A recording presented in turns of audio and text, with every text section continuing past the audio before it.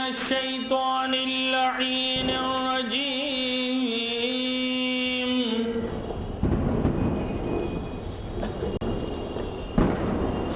بسم الله الرحمن الرحيم.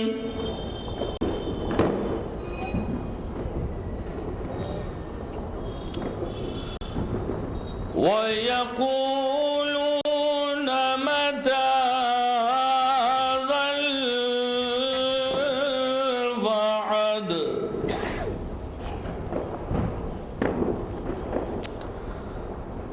هذا الوعد إن كنتم صادقين.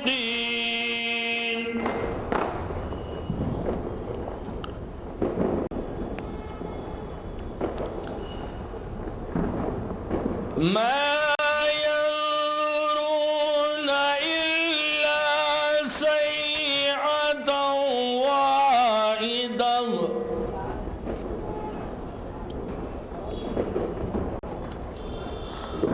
واحدة تأخذهم وهم يقسمون.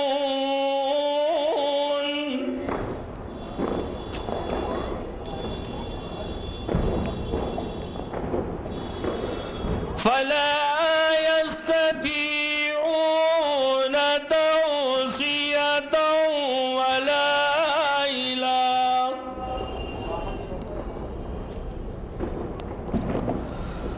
ولا إلى أهلهم يرجعون.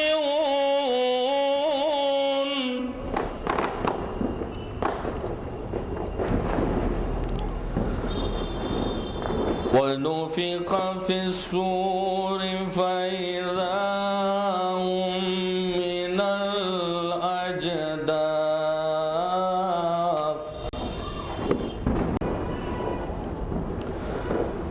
من الأجداث إلى ربهم ينسلون.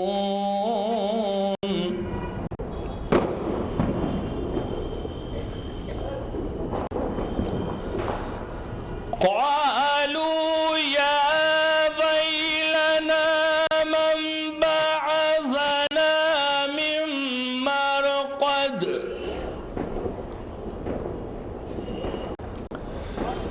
من مرقدنا هذا ما وعد الرحمن.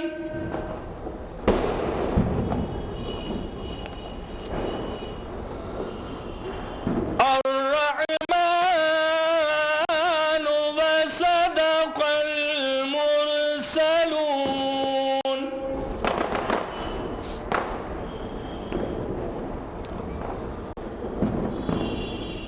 إن كانت إلا صيحة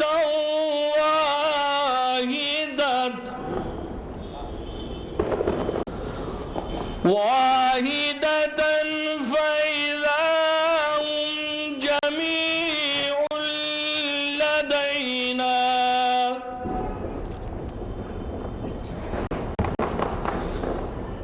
جميع لدينا محضرون.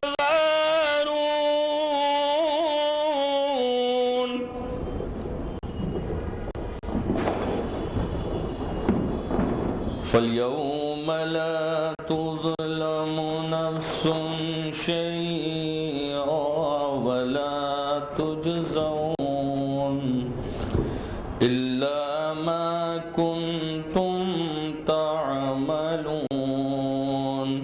صدق الله العلي العظيم وصدق رسوله النبي الكريم. اللهم صل على محمد وآل محمد.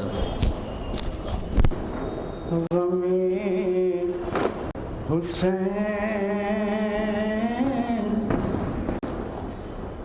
عبادت ہے اتنا یاد یاد رہے،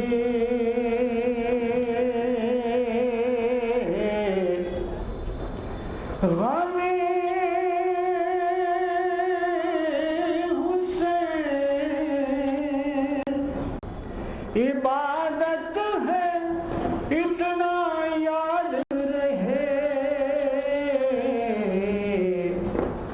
یہی سفینہ جنت ہے اتنا یاد رہے، یہی سفینہ جنت ہے اتنا یاد رہے، ہر ایک آنکھ میں اشک اذا نہیں آتے، ہر ایک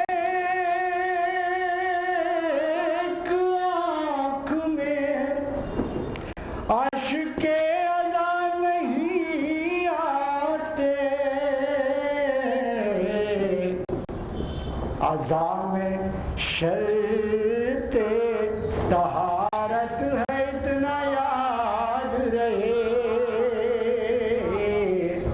اذا میں شرط طہارت ہے اتنا یاد رہے، نہ رک سکے گا امام حسین کا ماتم،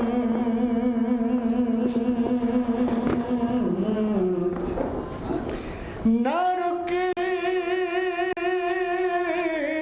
سکے گا امام حسین کا ماتم، خدا سے لڑنا حماقت ہے اتنا یاد رہے، نہ رک سکے گا امام حسین کا ماتم، خدا سے لڑنا حماقت ہے اتنا یاد رہے، اگر ہے حب شہیدان کربلا دل میں، اگر ہے حب شہیدان کربلا دل میں، تو موت میں بھی شہادت ہے اتنا یاد رہے، تو موت میں بھی نعرہ صلوات بلند فرمائے حضرات، علم اٹھانا وفاؤں کا تذکرہ کرنا، علم اٹھانا وفاؤں کا تذکرہ کرنا، ہر ایک صدی کی ضرورت ہے اتنا یاد رہے، ہر ایک صدی کی مخالفت میں عزا کی قلم چلانا بھی،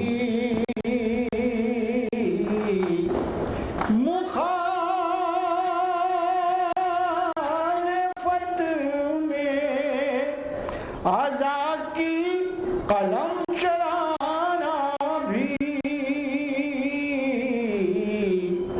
یزیدیت کی علامت ہے اتنا یاد رہے، یزیدیت کی یہاں حسین کا ہندو بھی غم مناتے ہیں، یہاں حسین کا ہندو بھی غم مناتے ہیں، عرب نہیں ہے یہ بھارت ہے اتنا یاد رہے۔ سب مل جل کے نعرہ صلوات بلند فرمائیں۔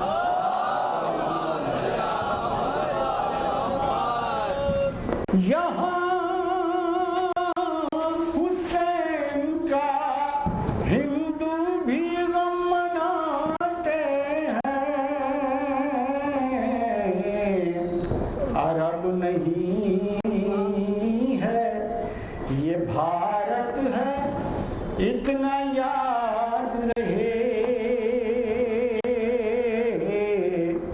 ان نظر میں جس کی دکھاوا ہے کم کا ماتم، نظری میں جس کی دکھاوا ہے کم کا ماتم، لہو میں اس کے نجاست ہے اتنا یاد رہے۔ نظری میں جس کی دکھاوا ہے کم کا ماتم،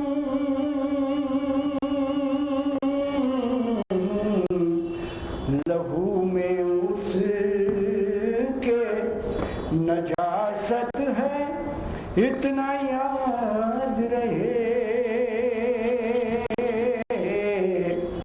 ہمارے پاس ہے جتنی بھی دین کی دولت،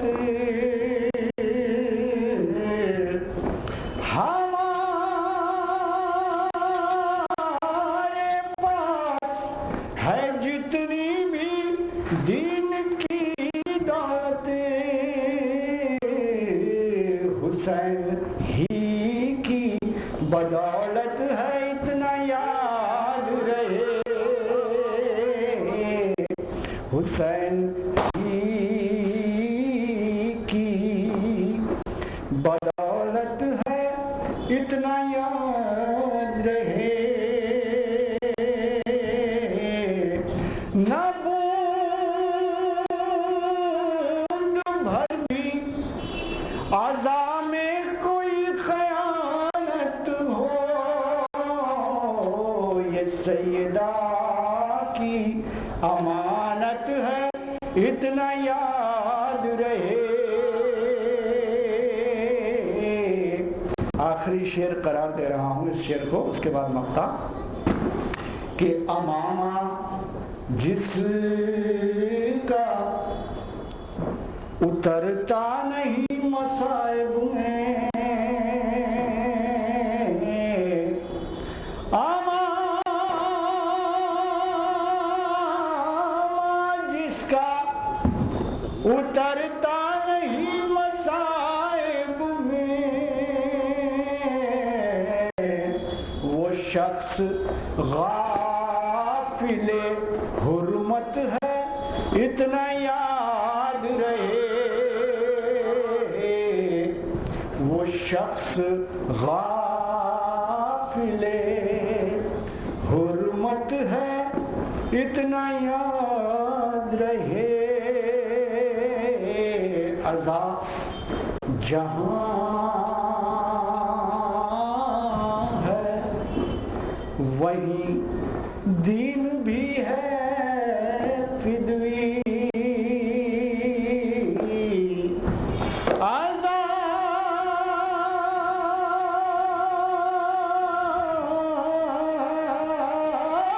جہاں ہے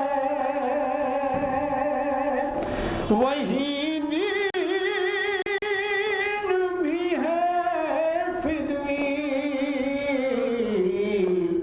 عزام حق ہے، حقیقت ہے، اتنا یاد رہے،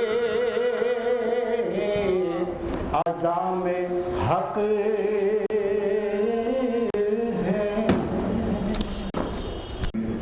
مجالس کے لیے کسی قسم کا کوئی عوامی چندہ نہیں لیا جاتا۔ فاتحہ۔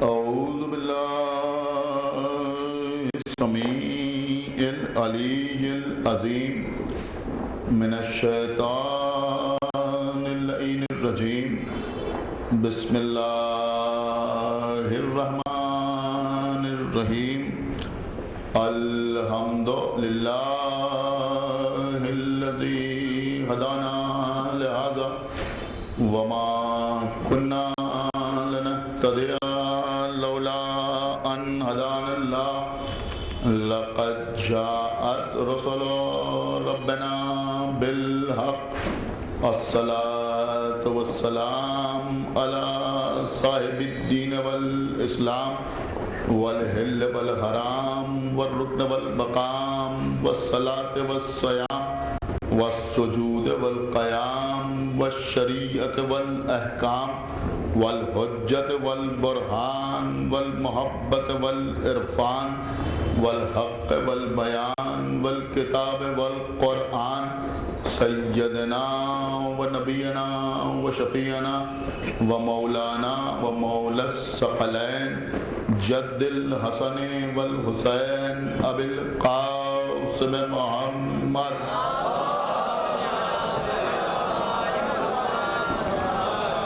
وعلى أهل بيته الطيبين الطاهرين المعصومين المظلومين المنتخبين المنتجبين الذين أذهب الله عنهم الرجس وطهرهم تطهيرا۔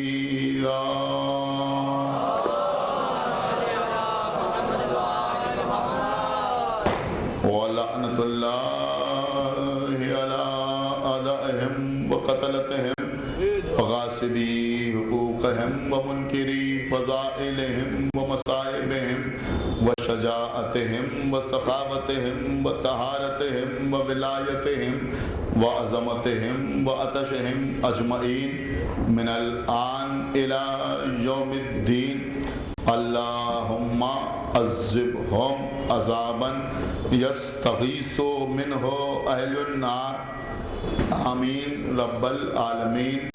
اما بعد فقد قال اللہ سبحانہ تبارک و تعالی فی کتابہ المجید وفرقانہ الحمید وقولہ الحق، بسم اللہ الرحمن الرحیم، هل اتى على الانسان حین من الدہر لم یکن شیئا مذکورا، انا خلقنا الانسان من نطفة امشاج نبتلیہ فجعلناہ سمیعا بصیرا۔ صلوات حضرات، مسلسل آپ سے گفتگو کا سلسلہ جاری و ساری ہے۔ سورہ انسان، جس کو سورہ دہر بھی کہا جاتا ہے، اس کی پہلی اور دوسری آیت عنوان بیان ہے۔ پہلی آیت میں خالق کائنات ارشاد فرما رہا ہے کہ کیا انسان پر ایک وقت ایسا نہیں گزرا جب وہ قابل ذکر بھی نہیں تھا۔ دوسری آیت میں ارشاد ہو رہا ہے کہ ہم نے انسان کو مخلوط یعنی ملے جلے نطفے سے پیدا کیا، اور ہم نے اس کو سمیع بنایا یعنی سننے والا بنایا، اور بصیر بنایا یعنی دیکھنے والا بنایا۔ عزیزوں، کل کی مجلس میں نے آپ کے سامنے یہ عرض کیا تھا کہ ہمارے درمیان اختلافات اہل بیت کے سلسلے میں جو ابھرتے ہیں، اس کا سبب یہ ہے کہ لوگ اہل بیت پر اپنا قیاس کرنے لگتے ہیں اور یہ سمجھتے ہیں کہ جیسے ہم ویسے وہ. ہمارے پاس بھی 2 آنکھیں ہیں، ان کے پاس بھی 2 آنکھیں تھیں. ہمارے پاس بھی ایک چہرہ ہے، ان کے پاس بھی ایک چہرہ تھا. ہمارے پاس بھی 2 ہاتھ ہیں، ان کے پاس بھی 2 ہاتھ تھے. ہم بھی پیروں سے چلتے ہیں، وہ بھی پیروں کے ذریعے سے چلتے تھے. یا دوسرے لفظوں میں لوگ یوں سمجھتے ہیں کہ ہم بھی انسان ہیں اور وہ بھی انسان تھے، لہذا جو چیز ہم سے ممکن نہیں ہے وہ ان سے کیسے ممکن ہو گئے.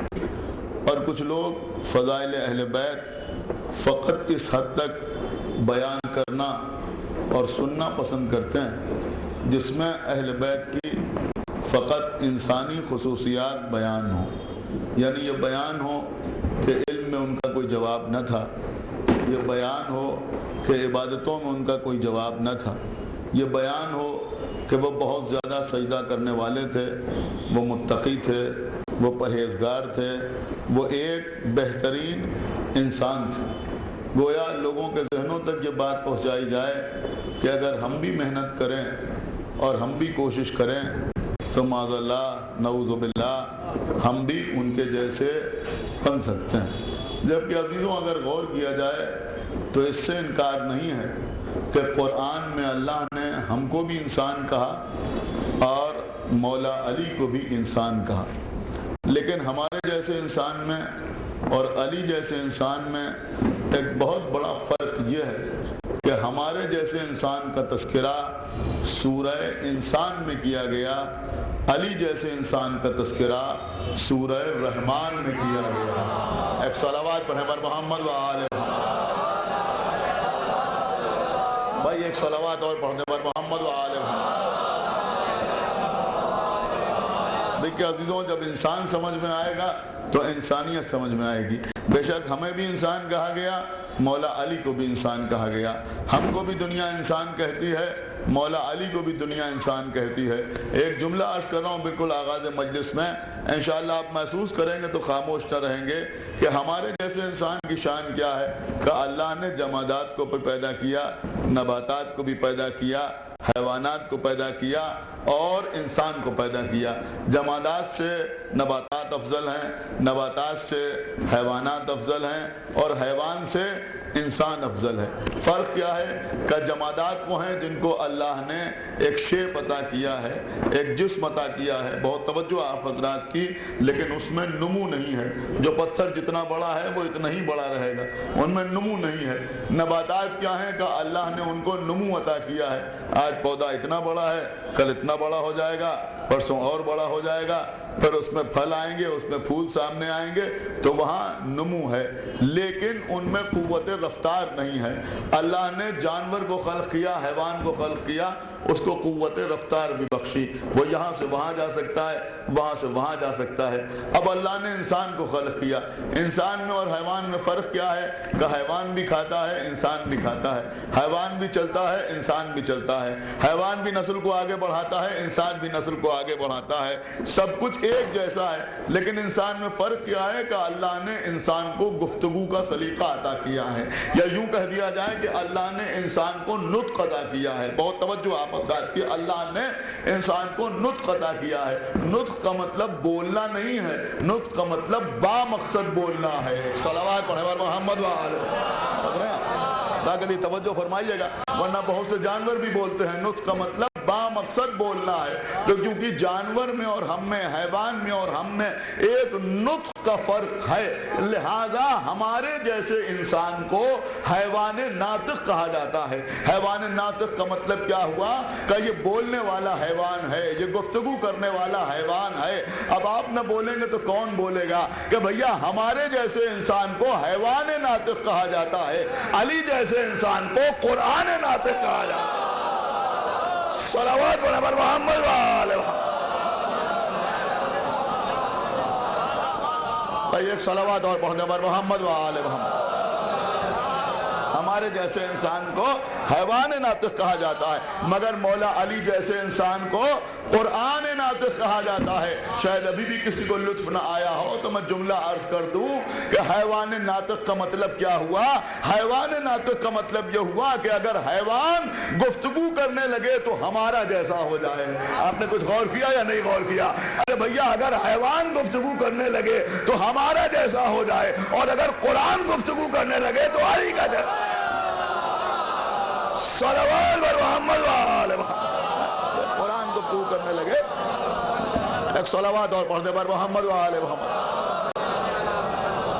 دیکھیں قبلہ، آج کل ایک عجیب و غریب مزاج لوگوں کے درمیان پیدا ہو گیا ہے۔ میں نے مجالس میں سوچا تھا کہ کچھ نہ کچھ اصلاحی باتیں ضرور ہوں گی۔ ایک صلوات اور پڑھنے پر محمد و آل محمد۔ اور توجہ آپ حضرات کی، ایک عجیب و غریب مزاج پیدا ہو گیا۔ دیکھیں میں آپ کے سامنے بالکل واضح طور پہ عرض کروں کہ چھوٹی سی قوم ہے، چھوٹی سی ملت ہے، اس کو مزید بانٹنے کی کوشش نہ کیجیے۔ ایک صلوات پڑھنے پر محمد و آل محمد۔ سمجھ رہے ہیں آپ یا نہیں سمجھ رہے ہیں؟ اس کو مزید بانٹنے کی کوشش نہ کیجیے۔ یہ نہ چاہیے کہ یہ اور حصوں میں بٹ جائے، انہوں نے کہا یہ اصولی ہیں اور یہ اخباری ہیں اور یہ غالی ہیں اور یہ ہیں یہ وہ ہیں۔ ایک صلوات پڑھیں پر محمد و آل محمد۔ آپ توجہ فرمائیں، آپ اصول تقلید پڑھیں، آپ حالات تقلید پڑھیں کہ تقلید کرنے کا مطلب کیا ہے۔ آپ کو لیے خود تقلید واجب ہے، آپ پر یہ واجب نہیں ہے کہ آپ ہر آدمی کا شانہ پکڑ کے پوچھیں کہ تم کس کی تقلید میں ہو۔ ایک صلوات پڑھیں پر محمد و آل محمد، یہ واجب نہیں۔ سمجھ رہے ہیں آپ؟ ایک صلوات اور پڑھیں پر محمد و آل محمد۔ سمجھ رہے ہیں آپ جو میں عرض کر رہا ہوں؟ تو عزیزوں، عجیب و غریب زمانہ آ گیا ہے اور عجیب و غریب قسم کی باتیں ہو رہی ہیں۔ کسی نے ذرا سا ولایت کے بارے میں کچھ بیان کر دیا، انہوں نے کہا صاحب یہ اخباری ہو گئے۔ اما تمام مراجع جو ولایت کے بارے میں بیان کر رہے ہیں ان کے بارے میں کیا خیال ہے؟ ایک صلوات پڑھیں پر محمد و آل محمد۔ بیان کر رہے ہیں کہ بیان؟ میں سمجھتا ہوں کہ یہ مرجعیت سے دشمنی ہے۔ ایک صلوات پڑھیں پر محمد و آل محمد۔ ذرا نکالی جا رہی ہے۔ کوئی مرجع اسی وقت مرجع ہوتا ہے کہ جب وہ ولایت علی کا اقرار کرتا ہے۔ صلوات پڑھیں پر محمد و آل محمد، تو مرجع ہوتا ہے، ورنہ ہر ایسے ویسے کی تقلید ہم تھوڑی کرتے ہیں۔ بہت توجہ آپ حضرات کی چاہتا ہوں۔ تو عجیب و غریب مزاج پیدا ہو گیا ہے، ذرا سا فضائل اہل بیت بیان ہوئے اور لوگوں کو غلو نظر آنے لگا۔ انہوں نے کہا صاحب دیکھیں یہ غلو کر رہے ہیں، یہ غالی ہیں، اور غالی کے لیے جنت نہیں ہے، اور غالی جہنم میں جائے گا، اور غالی کی شفاعت نہیں ہوگی، اور غالی کی نجات نہیں ہوگی۔ ارے بھیا، اگر آپ کی سمجھ میں فضیلت نہیں آ رہی ہے، سمجھ رہے ہیں آپ، اگر آپ کی سمجھ میں فضیلت نہیں آ رہی ہے تو اس کا یہ مطلب نہیں ہوا کہ ہم غالی ہو گئے۔ ایک صلوات پڑھیں پر محمد و آل محمد۔ اور توجہ آپ بردار، اس کا یہ مطلب نہیں ہوا کہ ہم غالی ہو گئے، اس کا مطلب یہ نہیں ہوا کہ غالی ہو گئے۔ غلو کا مطلب کیا ہے؟ انہوں نے کہا غلو کا مطلب ہے کسی کو حد سے آگے بڑھا دینا۔ میں سمجھتا ہوں دنیا میں کسی کے سلسلے میں غلو ہو سکتا ہے، مگر مولا علی کے سلسلے میں غلو کا امکان ہی نہیں ہے، اس لیے کہ جب سے دنیا بنی ہے تب سے آج تک کسی ماں نے ایسا بیٹا پیدا ہی نہیں کیا جو مولا علی کی حد جانتا ہو۔ صلوات پڑھیں پر محمد و آل محمد۔ جب کوئی حد ہی نہیں جانتا، ایک صلوات اور پڑھیں پر محمد و آل محمد۔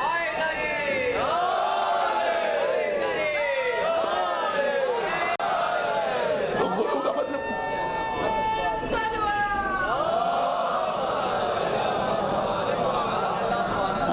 ایک صلوات پڑھیں پر محمد و آل محمد۔ غلو کا مطلب کیا ہوا؟ انہوں نے کہا غلو کا مطلب حد سے آگے بڑھا دینا۔ تو کیا کسی کو معلوم ہے کہ فضائل امیر المومنین کی حد کیا ہے؟ جو کوئی کسی پر الزام لگا کہ یہ ان کو آگے بڑھائے دے رہے، تو بھیا جب غلو کا امکان ہی نہیں ہے تو کوئی مولا علی کے سلسلے میں غلو کرے گی کیا؟ آپ کو بتاؤں کہ غلو کسے کہتے ہیں؟ غلو کا مطلب ہے کسی کے بارے میں وہ بیان کرنا جس کا وہ مستحق نہ ہو۔ سمجھ رہے ہیں آپ؟ جس کا وہ مستحق نہ ہو۔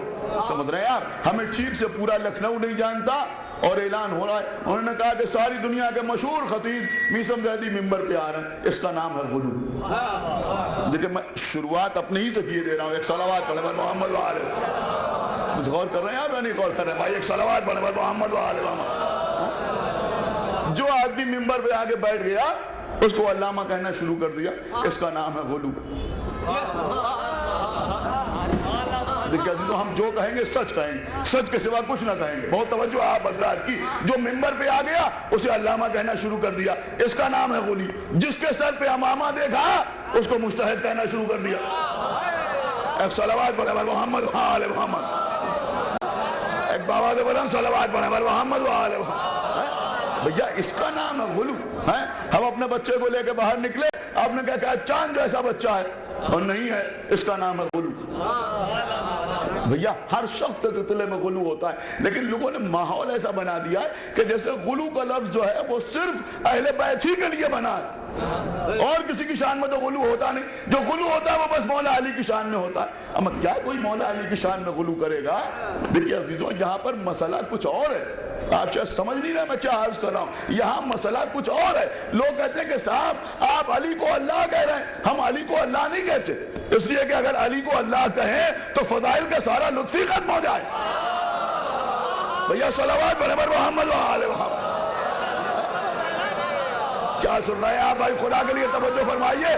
ہم تو فقط فضائل علی بیان کر رہے ہیں. اب آپ سمجھیں یا نہ سمجھیں, جو سمجھے گا انشاءاللہ خاموش رہے گا. کہ بھیا مسئلہ یہ ہے کہ ہم جن صفات کے حامل کو علی کہتے ہیں, آپ اسی کو خدا سمجھنے لگے ہیں. ایک صلوات پڑھیں محمد و آل محمد.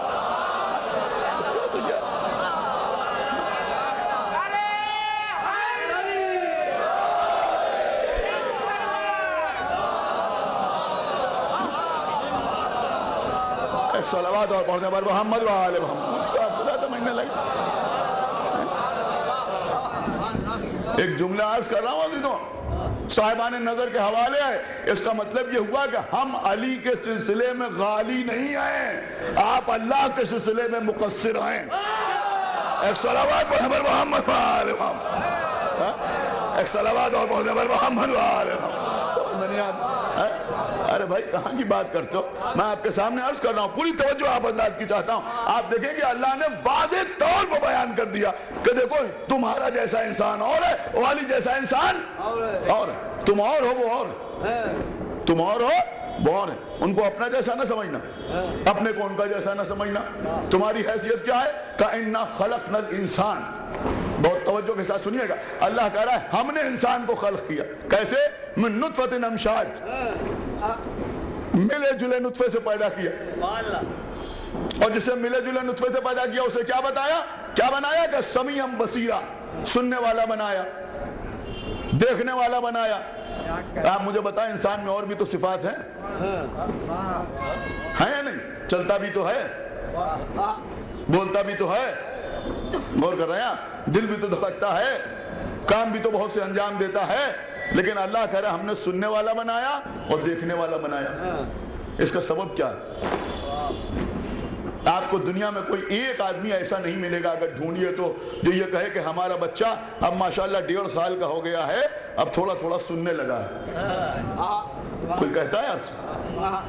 یہ کہ ہمارا بچہ اب ماشاءاللہ 2 سال کا ہو گیا ہے, اب تھوڑا تھوڑا دیکھنے لگا ہے. کوئی کہتا ہے کہ کوئی نہیں کہتا.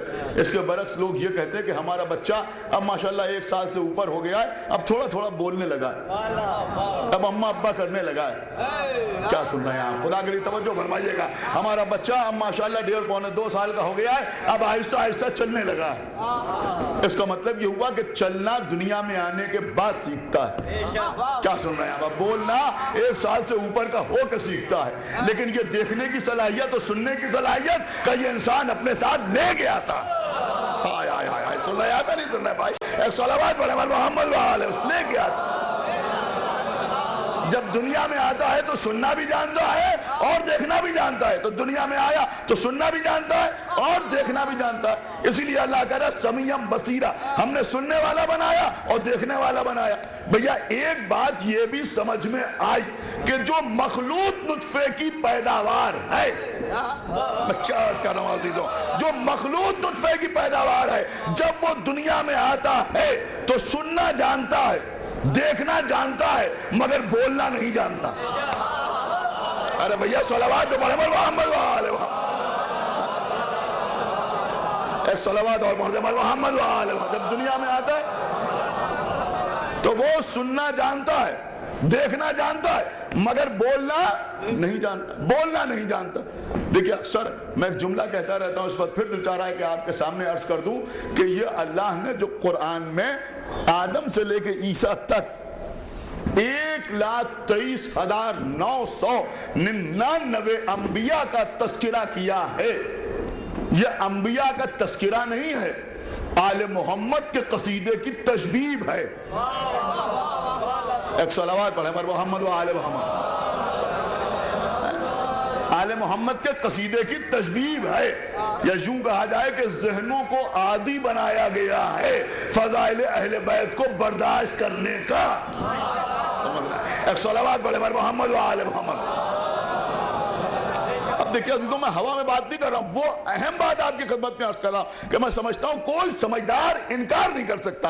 اللہ کہہ رہا ہے کہ جن کو ہم نے ماں باپ کے ذریعے سے پیدا کیا، جن کو ہم نے مخلوط نطفے سے پیدا کیا ہے، وہ سننا جانتے ہیں، دیکھنا جانتے ہیں، دنیا میں آتے ہیں تو، لیکن بولنا نہیں جانتے.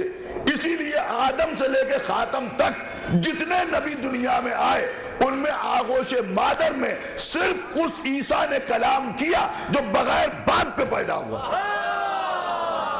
ارے بھیا صلوات برابر محمد و آل محمد. عیسیٰ نے کلام کیا. ایک صلوات اور پڑھنے پر محمد و آل محمد. کسی اور نے کلام نہیں کیا. آئیے جناب عیسیٰ کا تھوڑا سا تذکرہ ہو جائے، اس لیے کہ اگر عیسیٰ سمجھ میں آ جائیں گے تو اہل بیت کو سمجھنے میں آسانی ہوگی. یہ عیسیٰ کون ہے؟ کہ جناب مریم کے بیٹے.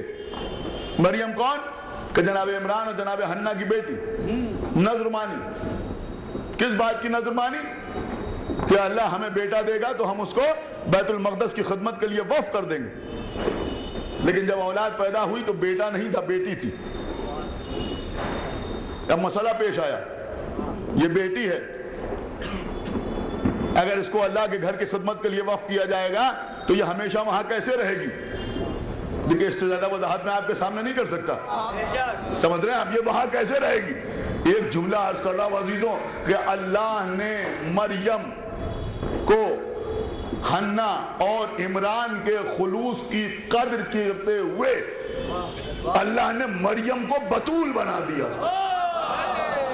ایک صلوات پڑھیں پر محمد و آل. مریم کو اللہ نے بتول بنا دی. کہا یہ بتول ہے، ہمیشہ پاک رہنے والی، ہمیشہ طیب و طاہر رہنے والی.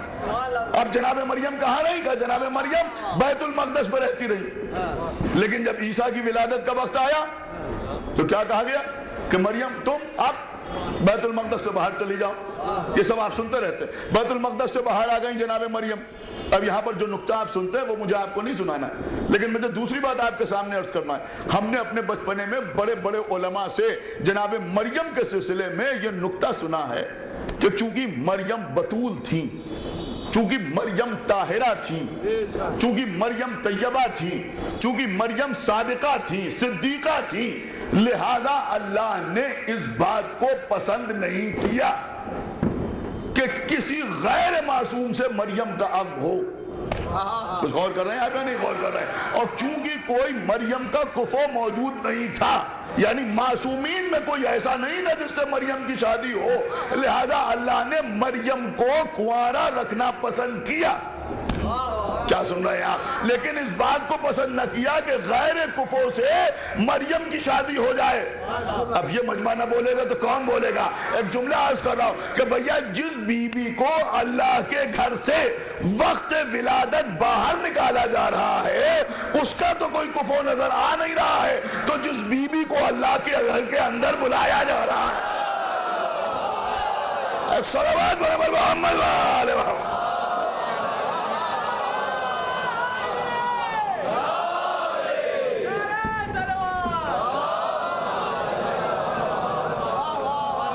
ایک صلوات اور پڑھیں پر محمد و آل محمد. تو اب آپ ہمیں بتائیں کہ جس بی بی کو گھر کے اندر بلایا جا رہا ہے پھر اس بی بی کے شوہر کی منزلت کیا ہوگی؟ سمجھ رہے ہیں آپ؟ یہ بھی جناب ابو طالب کی فضیلت کا ایک پہلو ہے کہ جناب فاطمہ بنت اسد کون ہے؟ کہ ابو طالب کی زوجہ ہیں. تو یہاں جناب مریم جناب عیسیٰ کی ولادت ہوئی. مریم عیسیٰ کو آغوش میں لیے ہوئے.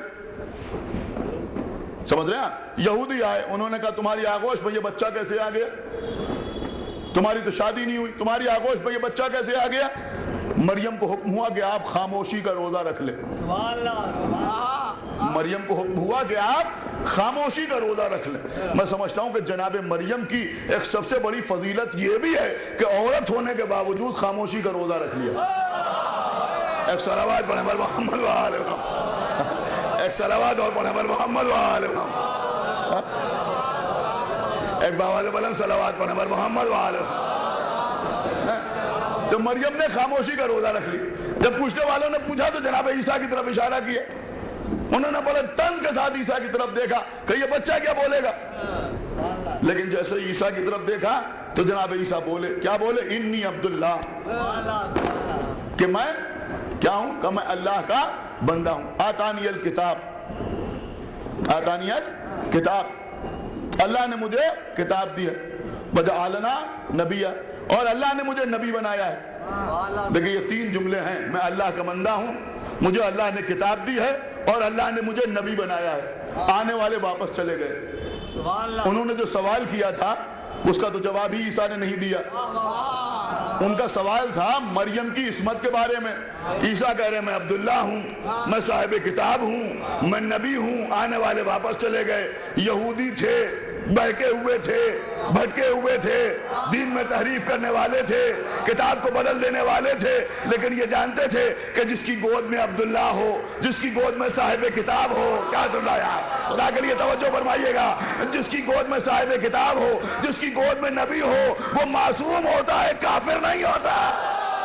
صلوات پر محمد والے واپس چلے. ایک صلوات اور پڑھیں پر محمد والے محمد. واپس چلے گئے. چونکہ جناب عیسیٰ کہہ رہے ہیں انی عبداللہ آتانی الکتاب، میں عبداللہ ہوں، اللہ نے مجھے کتاب دی ہے اور اللہ نے مجھے نبی بنایا ہے. اللہ نے مجھے نبی بنایا. علامہ شبلی سرسوی صاحب نے اپنی کتاب کشف الاسرار میں تحریر کیا کہ جناب عیسیٰ نے جو فرمایا کہ اللہ نے مجھے کتاب دی ہے، حالانکہ ابھی جناب عیسیٰ کے ہاتھ میں انجیل نہیں تھی. جناب عیسیٰ نے انجیل کے سورے یا انجیل کی آیتیں بھی پڑھ کے نہیں سنائیں، صرف یہ کہا کہ اللہ نے مجھے کتاب دی ہے. انہوں نے کہا یہاں کتاب سے مراد حقیقت میں علم ہے. کیا سن رہے ہیں آپ؟ خدا کے لیے توجہ فرمائیے گا. یہاں کتاب سے مراد حقیقت میں علم ہے. یعنی جناب عیسیٰ کہہ رہے ہیں کہ میں عبداللہ ہوں، اللہ نے مجھے علم دیا ہے اور اللہ نے مجھے نبی بنایا ہے. یہ سیکوینس یہ بتا رہا ہے کہ اللہ اپنے عبد کو اس وقت تک نبی بناتا ہی نہیں جب تک علم نہ دے دے. سن رہے ہیں یا نہیں سن رہے؟ اب جو لوگ کہتے ہیں بھیا محمد نے دنیا میں کس سے پڑھا؟ ارے جب پیغمبر کہہ رہے ہیں کہ کنت نبیا و آدم و بین الماء والطین، کہ میں اس وقت بھی نبی تھا کہ جب آدم آب و گل کے درمیان تھے، تو اللہ نے نبوت بعد میں دی، علم پہلے عطا کیا.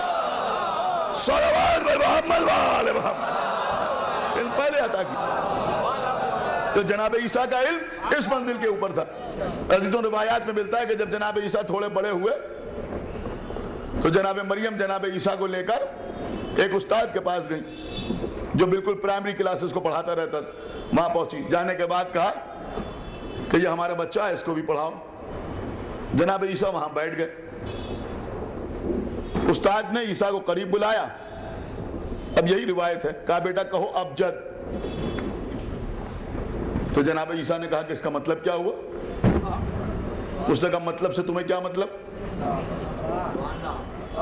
تو انہوں نے کہا نہیں، جب تک تم مطلب نہیں بتاؤ گے ہم نہیں کہیں گے. اب ہر کلاس کو پڑھانے والے کا معیار الگ الگ ہوتا ہے، اس کو خود ہی نہیں معلوم تھا کہ اس کا مطلب کیا ہے. کیا سنا ہے؟ اس نے کہا جیسے سب کہہ رہے ہیں ویسے ہی تم بھی کہو. انہوں نے کہا تم نے کیا مجھے سب کا جیسا سمجھ رکھا ہے؟ تم نے مجھے سب کا جیسا سمجھ رکھا ہے؟ تو اس نے جھنجلا کے ان سے کہا کہ اچھا تو پھر تم ہی بتاؤ اس کا مطلب کیا ہے، تم ہی بتاؤ کہ اس کا مطلب کیا ہے. تو جناب عیسیٰ نے کہا ایسے نہیں بتاؤں گا. کہا پھر کیسے بتاؤ گے؟ کہ تم شاگرد کی جگہ پہ آگے بیٹھو، مجھے اپنی کرسی پر بیٹھنے دو. سمجھ رہے آپ؟ تب بتاؤں گا کہ اس کا مطلب کیا ہے، تب بتاؤں گا کہ اس کا مطلب کیا ہے.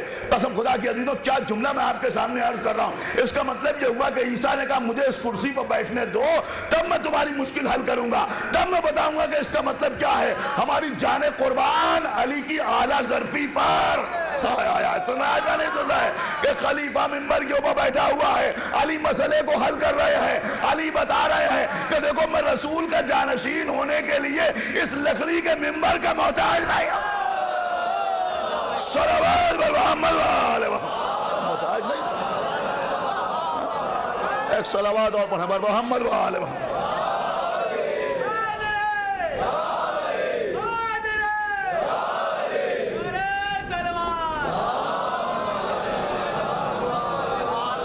بحث کا محتاج نہیں ہوں۔ تو یہ جناب عیسیٰ تھے۔ اب جب شام کو جناب مریم آئیں تو استاد نے جناب عیسیٰ کو ان کے حوالے کیا کہ یہ بچہ دنیا میں پڑھانے کے لیے آیا ہے، پڑھنے کے لیے نہیں آیا۔ یہ بچہ پڑھانے کے لیے آیا ہے، پڑھنے کے لیے نہیں آیا۔ تو جناب عیسیٰ کون ہے کہ جو آغوش مادر میں بولتے ہوئے نظر آ رہے ہیں؟ تو عیسیٰ ہمارے جیسے نہیں، اس لیے کہ بغیر باپ کے پیدا ہوئے ہیں، اللہ کا امر بن کے پیدا ہوئے ہیں، اللہ کا کلمہ بن کے پیدا ہوئے ہیں۔ کچھ غور کیا آپ نے؟ ایک بات یہ بھی سمجھ میں آئی کہ جو پیدا ہوتے ہی بولے حقیقت میں اسی کو کلمہ کہتے ہیں۔ کچھ غور کر رہے ہیں آپ یا نہیں غور کر رہے ہیں؟ لوگ یہاں جز کے اوپر بحث کر رہے ہیں کہ علی کلمے کا جز ہے یا نہیں ہے، اما علی ہی تو کلمہ ہے۔ صلوات بر محمد وآلہ ایک بوال بلند صلوات بر محمد وآلہ علی ہی تو کلمہ ہے۔ اس لیے کہ عیسیٰ بول رہے ہیں تو کیا کہہ رہا ہے کہ کلمت اللہ کہہ رہا ہے، اللہ کا کلمہ کہلا رہا ہے۔ عیسیٰ مسیح کہہ رہا ہے، مسیح کہہ رہا ہے عیسیٰ۔ کیوں مسیح کہہ رہا ہے؟ کہ اس لیے کہ اگر مردے کو چھو لیں تو وہ زندہ ہو جائے۔ یہ عیسیٰ یہ مسیح کہلائے۔ بس عزیزوں میں بات کو تمام کر رہا ہوں، آپ غور کریں کہ جناب عیسیٰ آغوش مادر میں بولے تو ایک بات سمجھ میں آئی کہ جو بولنے والا ہے وہ ہمارا جیسا نہیں۔ اب سنیے عزیزوں، ہمارا جیسا انسان کون ہے کہ جس کا تذکرہ سورہ انسان میں ہو رہا ہے۔ اِنَّا خَلَقْنَا الْإِنسَانَ، ہم نے انسان کو پیدا کیا، مِن نُطْفَةٍ أَمْشَاجٍ نَبْتَلِيهِ فَجَعَلْنَاهُ سَمِيعًا بَصِيرًا، ہم نے انسان کو پیدا کیا اور اس کو سمیع بھی بنایا اور بصیر بھی بنایا۔ لیکن جب سورہ رحمان میں مولا علی کا تذکرہ ہوا تو کس طرح سے تذکرہ ہوا؟ بسم اللہ الرحمن الرحیم، الرحمن وہ رحمان ہے، علم القرآن، اس نے قرآن کا علم دیا، خلق الانسان۔ کیا سننا ہے یہاں؟ اس کا مطلب یہ ہوا کہ پہلے قرآن کا علم دیا پھر خلق کیا، علمہ البیان، خالی سننے اور دیکھنے والا نہیں بنایا بلکہ اس کو بیان کا علم دے کے بھیجا۔ ایک صلوات پڑھیں بر محمد وآلہ محمد، بیان کا علم دے کے بھیجا۔ تو اب اگر مولا علی رسول کی آغوش میں آ کر رسول سے پوچھیں اے اللہ کے رسول زبور سناؤں، توریت سناؤں، انجیل سناؤں، قرآن سناؤں، تو کوئی حیرت نہ کرے کہ یہ علی کیسے سنا رہے ہیں۔ اس لیے کہ علمہ البیان، اللہ کہہ رہا ہے ہم نے ان کو بیان کی قوت عطا کی۔ سمجھ رہے ہیں آپ؟ ہم نے ان کو بیان کی قوت عطا کی ہے۔ کس کو عطا کی ہے؟ کہ ان کو عطا کی۔ اس لیے تو رسول کی آغوش میں آ کے پوچھ رہے ہیں زبور سناؤ، توریت سناؤ، انجیل سناؤ یا قرآن سناؤ۔ دیکھیں قبلہ یہ کوئی معمولی مسئلہ نہیں ہے۔ اگر ممبر پر واقعی کوئی آیت اللہ آ کے بیٹھ جائے اس پڑھان کی مسجد میں اور مجلس پڑھتے پڑھتے بیچ میں کسی اچھے بھلے آدمی سے کہے کہ ذرا کھڑے ہوئیے سورہ ہم سنائیے، بڑے بڑوں کی زبان لڑکھڑا جائے گی۔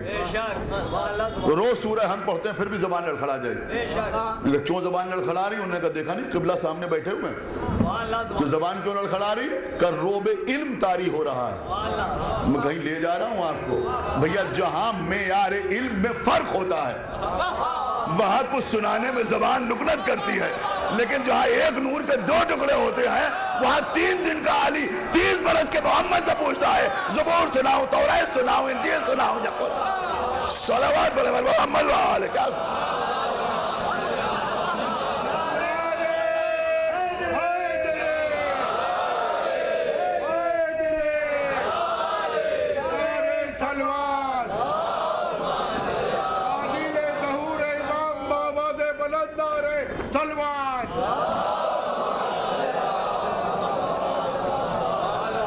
اور پھر مولا علی نے زبور بھی سنائی، توریت بھی سنائی، انجیل بھی سنائی اور قرآن بھی سنائے، قرآن بھی سنائے۔ چاروں کتابوں کی تلاوت کر کے مولا کائنات نے بتایا کہ دیکھو علم کتاب ہمارے پاس ہے۔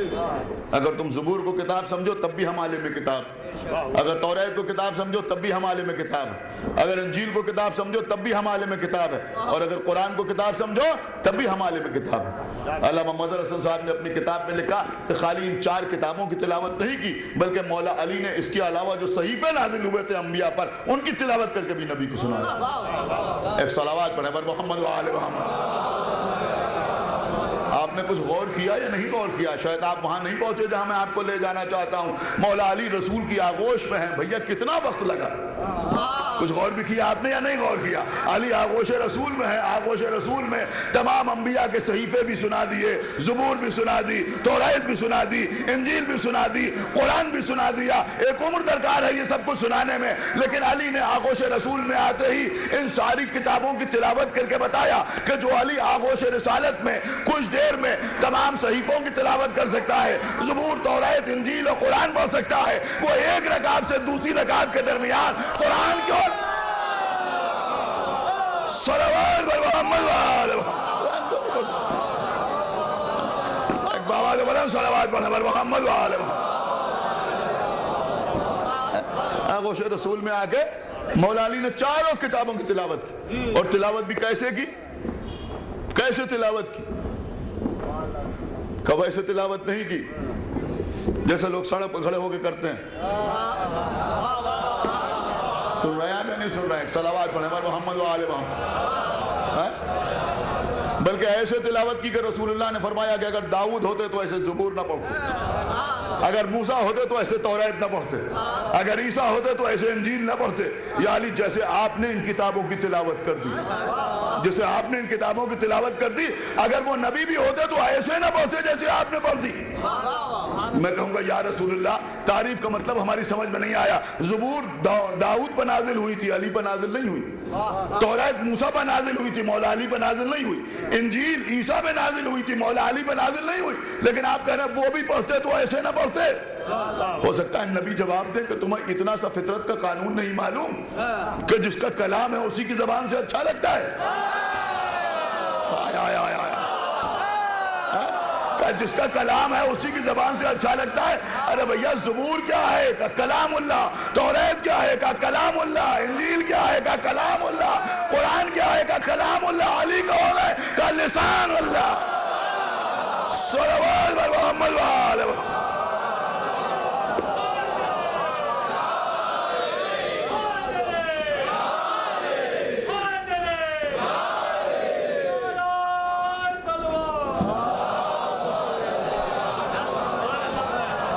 دیکھیے ایک بہت خاص بات اس سلسلے میں نے ڈاکٹر اسد عباس صاحب کے یہاں 4 مجلسیں پڑھی تھی، اس پہ پڑھی تھی. بہرحال جو لوگ وہاں تھے وہ مجھے معاف فرمائیں، اور جو لوگ وہاں نہیں تھے ان کے لیے پیغام کی صورت میں یہ بات آپ کے سامنے عرض کر رہا ہوں کہ سمجھنے کی ضرورت ہے مسئلے کو. لوگ مولا علی کے سلسلے میں نہ معلوم کہاں سے کہاں چلے جاتے ہیں، اور ذرا سے ہم پریشان ہو جاتے ہیں. ذرا سے فضائل بیان ہوں لوگ پریشان ہونے لگتے ہیں، حیران ہونے لگتے ہیں. صاحب یہ کیا پڑھ دیا، اور یہ کیا پڑھ دیا، اور یہ کیا بیان کر دیا، اور یہ کیا بیان کر دیا. آپ غور کریں عزیزوں، اللہ نے ہم کو قرآن کی آیت میں سمیع و بصیر کہا یا نہیں کہا؟ کہا نا، کہا ہم کو سمیع بھی کہا اور بصیر بھی کہا. آپ اپنے گھر میں جا کے آج دیکھیے گا جو آپ کے گھر میں اللہ کے 99 نام لکھے ہوئے ہیں، اللہ کا نام سمیع ہے یا نہیں؟ اللہ کا نام بصیر ہے یا نہیں؟ اب آپ بتائیے یہ شرک ہے یا نہیں؟ اس کو شرک کہا جائے گا؟ آپ بھی سمیع وہ بھی سمیع، آپ بھی بصیر وہ بھی بصیر. حجے میں کوئی فرق نہیں، اسپیلنگ میں کوئی فرق نہیں.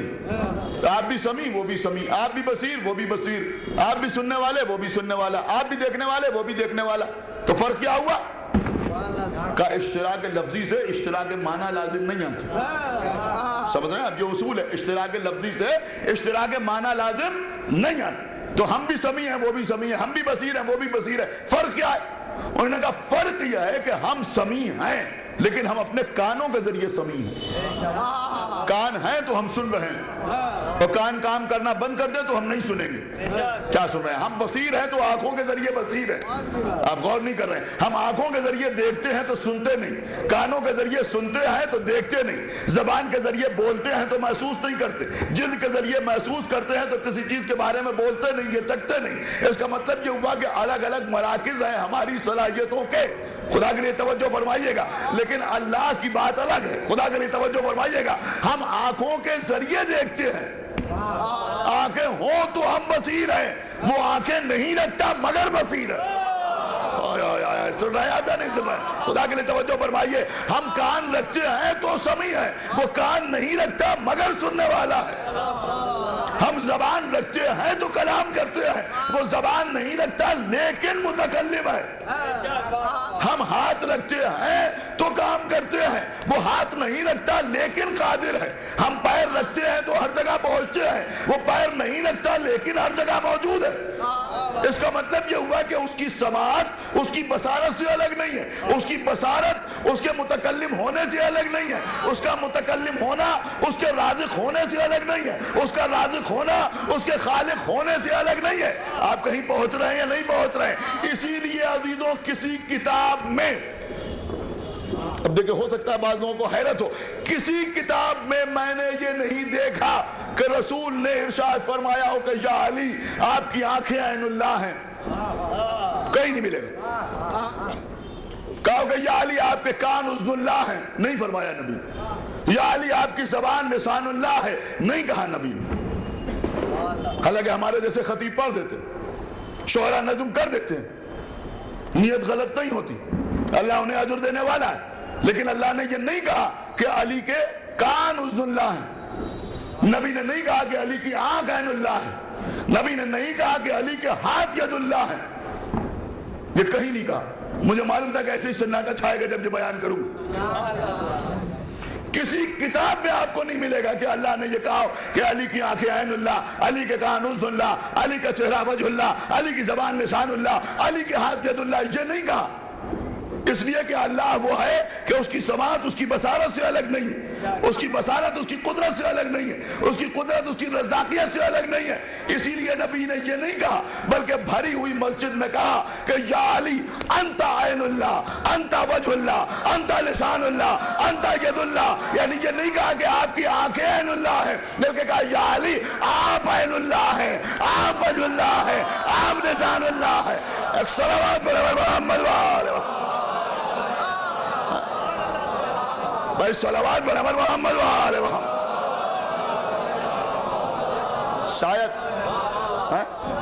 شاید یہ فرق سب نے محسوس نہیں کیا میں کیا عرض کر گیا۔ اس کا مطلب یہ ہوا کہ علی کی آنکھیں عین اللہ نہیں ہیں بلکہ علی مکمل طور پہ عین اللہ ہے، علی مکمل طور پہ عین اللہ ہے، علی مکمل طور پہ اذن اللہ ہے۔ اور عزیزوں بس اس سلسلے میں ایک بات عرض کر کے آگے بڑھ جاؤں کہ میرے مولا جنگ کے میدان میں جا رہے ہیں، آدھی زرہ پہنے ہوئے ہیں، سینے کے اوپر زرہ کی کڑیاں ہیں لیکن پشت کے اوپر زرہ کی کڑیاں نہیں، جا رہے ہیں میدان۔ کسی نے کہا یا علی آپ اتنے بہادر ہیں، اتنے شجاع ہیں اور آپ آدھی زرہ پہنے ہوئے ہیں۔ میرے مولا نے فرمایا کہ مجھے میدان میں پشت نہیں دکھانا ہے، لہذا اتنی زرہ میرے لیے کافی ہے۔ کہا یا علی لیکن سوچئے تو اگر کسی نے پیچھے سے حملہ کر دیا تو میرے مولا نے فرمایا کہ تم نے مجھے اپنا کیسے سمجھ لیا ہے؟ دیکھیں جملہ اتنا آسان نہیں ہے جیسا آپ سمجھ رہے ہیں۔ کہا تم نے مجھے اپنا جیسے سمجھ لیا ہے، جیسے میں سامنے دیکھتا ہوں ویسے ہی پس پشت دیکھتا ہوں، جیسے میں سامنے دیکھتا ہوں ویسے ہی میں پس پشت دیکھتا ہوں۔ دیکھیں عزیزوں آپ جو بھی ولایت علی کا ذرا سا بھی عرفان رکھتا ہے انشاءاللہ خاموش نہیں رہ سکتا۔ بھئی ایک بات سمجھ میں آئی کہ مولا علی کہہ رہے ہیں جیسے میں سامنے دیکھتا ہوں ویسے ہی میں پس پشت دیکھتا ہوں، یعنی اللہ وہ ہے کہ جو آنکھیں نہیں رکھتا مگر دیکھتا ہے، علی وہ ہے جو آنکھیں تو رکھتا ہے لیکن دیکھنے کے لیے آنکھوں کا محتاج نہیں ہے۔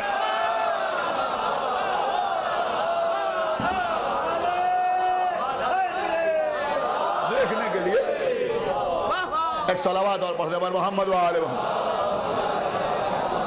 آنکھیں تو رکھتا ہے، ایک صلوات اور پڑھتے پر محمد وآلہ محمد، مگر دیکھنے کے لیے آنکھوں کا محتاج نہیں ہے۔ یہ کان رکھتے ہیں مگر سننے کے لیے کانوں کے محتاج نہیں ہے، یہ زبان رکھتے ہیں مگر تلاوت کرنے کے لیے زبان کے محتاج نہیں ہے۔ اب کچھ حیرت نہ کرے، اگر علی چاہیں تو ہر منہ تن تلاوت کر سکتا ہے، یہاں معاملہ خالی زبان کا نہیں ہے۔ اور عزیزوں میں سمجھتا ہوں کہ یہی بات سمجھانا تھی، یہی بات سمجھانا تھی۔ یہ سر حسین نوک نیزہ پہ تلاوت کر رہا ہے، ہو سکتا ہے کوئی یہ سوچے کہ سر ہے، سر میں منہ ہے، منہ میں زبان ہے، لہذا حسین تلاوت کر رہے ہیں۔ لیکن ذرا غور تو کیجئے کہ شام غریبہ میں کٹی ہوئی گردن سے آواز آ رہی ہے الیہ الیہ سکینہ. یہ کٹی ہوئی گردن سے آواز آنا یہ بتا رہا ہے کہ حسین بولنے کے لیے زبان کے محتاج نہیں. خدا آپ کو کسی غم میں نہ رلائے سوائے غم سرکار سید الشہداء. خداوند عالم کروٹ کروٹ جنت نصیب کرے، درجات عالی کرے.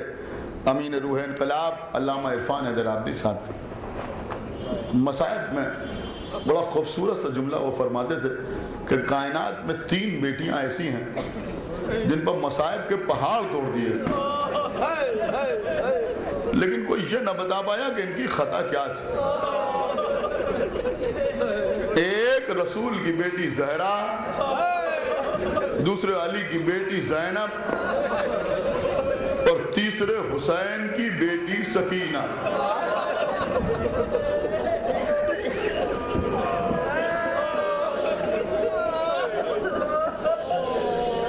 ایک گوشہ عزیزوں میری طرف سے مولا کی عطا ہے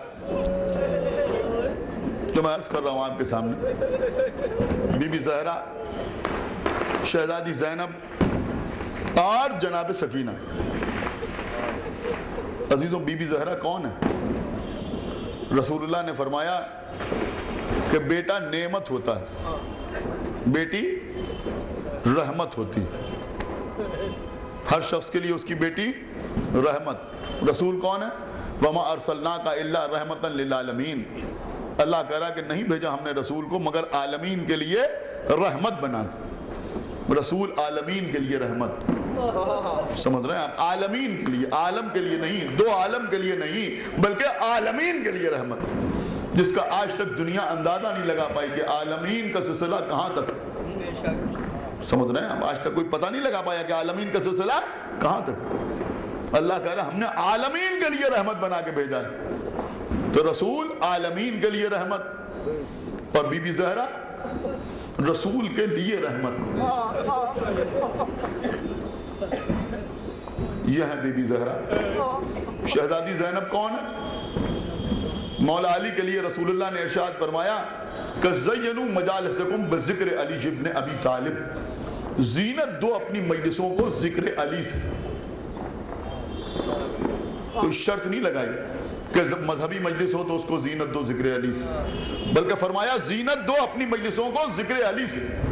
یعنی کہیں کسی بھی قسم کی مجلس ہو، کسی بھی ٹاپک پر گفتگو ہو رہی ہو تو نبی فرما رہے ہیں کہ اس کو زینت دو ذکر علی سے. حالانکہ آپ مصائب کے درمیان ہیں، لیکن میں جملہ عرض کر رہا ہوں، اس کا مطلب یہ ہوا کہ دنیا میں جو شے قابل ذکر ہے اس کی زینت کا نام علی ہے. اب اگر آدم قابل ذکر ہے تو ان کی زینت علی ہے، اگر نوح قابل ذکر ہے تو ان کی زینت علی ہے، اب اگر ابراہیم قابل ذکر ہے تو ان کی زینت علی ہے، اگر موسیٰ لائق ذکر ہے تو ان کی زینت علی ہے، اگر عیسیٰ قابل ذکر ہے تو ان کی زینت علی ہے. آسمان کی زینت علی، سورج کی زینت علی. سمجھ رہے ہیں؟ آسمان کی زینت علی، سورج کی زینت علی، چاند کی زینت علی، زمین کی زینت علی، فرشتوں کی زینت علی، جنت کی زینت علی، کوثر کی زینت علی، طوبہ کی زینت علی. اور بی بی زینب کون کا نام ہی ہے زینب، یعنی اپنے باپ کی زینت. زینب تو اپنے باپ کی زینت، یعنی علی ساری کائنات کی زینت. اور شہزادی زینب اپنے بابا کی زینت. دیکھیں یہاں تک تو آپ نے اکثر ذاکرین سے علماء سے سنا ہو، اس میں میری کوئی محنت نہیں، میری کوئی کاوش نہیں.